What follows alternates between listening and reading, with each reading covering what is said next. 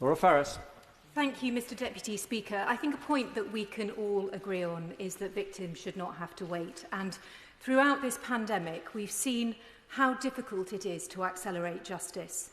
In May of last year, Lord Browne, the retired Supreme Court Justice, wrote in the Times that it was time to abandon jury trials. He recalled the experience of judge-only trials in Northern Ireland during the Troubles, and temporarily he recommended that we pursued that route. The Honourable Member for Tottenham disagreed. He wrote on the 20th of June, and I quote, "We don't fix the backlogs with trials that are widely seen as unfair," and later he came forward with his own proposal for wartime juries of 7 people, which he thought might reduce the backlog by 15 to 20%. A number of practitioners disagreed with him, including Baroness Kennedy, who said it was opening the door to sacrificing the precious way people in our communities contribute to something that is really important. And again, she's talked about the magic number of 12 people juries, which is what the Lord Chancellor has pursued. And I say this not to criticise any of the views to which I've just made reference, but to say that there are good, fair, sensible arguments for and against any of those options, all of them imperfect, but all of them have at their heart access to justice and the execution of Article 6 rights. And I respectfully say that these delicate, nuanced considerations about delivering justice deserve more than the atmospherics of an Opposition Day debate.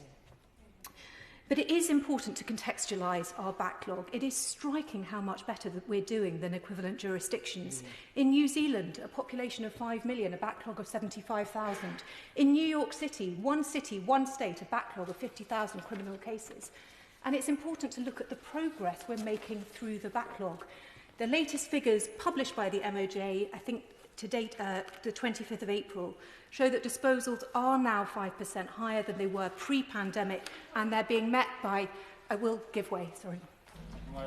If 44% of victims are walking away, then the backlog's dealt with. Well, I understand, I think, the implication of what my honourable friend is saying. Of course, I'm not suggesting that the backlog is dealt with, but the critical point is the progress we're making through the backlog rather than the number itself. And it is right to say that disposals now outstrip receipts and we're reducing numbers, and that is something I think we should be very proud of. I also think there's a real cause for optimism in the way remote hearings have been used.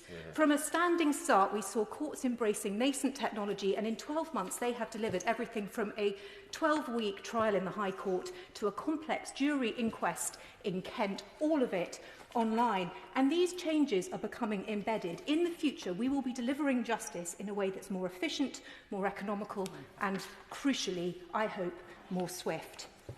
I'd like to spend a moment on the issue of justice for women, and I'd like to echo the remarks of the Chair of the Select Committee. I think we do women a disservice if we reduce these questions to a political tit-for-tat, but I think the mood has shifted a little bit since the start of this debate, and there are members on the other side for whom I have a lot of respect on this issue, and they know that.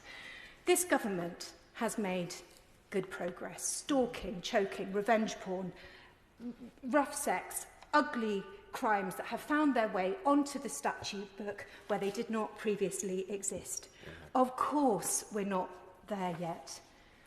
And it is a raw feeling to be speaking on it this week, the week that Wayne Couzens admits to the abduction and rape of Sarah Everard. But that crime didn't happen because of an absence of laws. In fact, Harriet Wistrich from the Centre for Women's Justice gave evidence to the Home Affairs Select Committee this morning where she said, the fact is we don't need more legislation. Her concern that she expressed powerfully is that it's the police that are failing to implement what's already there. And very respectfully, when I read your Green Paper, I saw almost no reference to police failings at all. I also think that we as a House have to be honest. While young people can pick up a phone, click a few buttons and watch rape porn, we have a problem. While schools and universities and even workplaces tolerate or at least turn a blind eye to misogyny and harassment in their midst, we have a problem. And when young people are living in families where they see perhaps violence or misogyny exhibited in the home, then we have a problem. The justice system is the end point. But if we're serious about violence against women and girls, we owe it to the victims to work seriously, collaboratively on the causes.